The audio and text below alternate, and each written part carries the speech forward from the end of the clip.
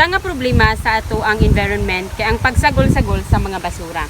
Ang pagsagol-sagol sa mga basura makahimo makaapekto sa ato ang air pollution, water pollution ug land pollution. Pero kung naay epekto ang mga basura sa environment, naapod siya mga solusyon.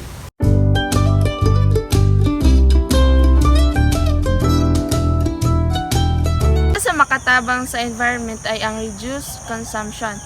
Magpalit ra ka sa imong mga kinahanglan or needs para nga avoid nimang mga unnecessary waste. Instead nga maglabay ka bisan asa sa imong mga basura, kay dako naman ka and then naman ka sa right time, pwede na ka maglabay sa sakto nga labayanan. For example is, naman mo'y garbage sa inyo ha. And then, ang inyong garbage, pwede ninyo siya nga, dili siya, bisag asa ninyo dayon siya ilabay. Kay naman tay compost pit. Ang atong buhaton is magtipid kita.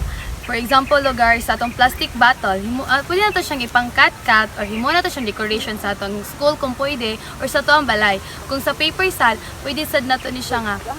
Murag ilabay na lang siya kay malata man sa dinuon siya. Project sa inyong school.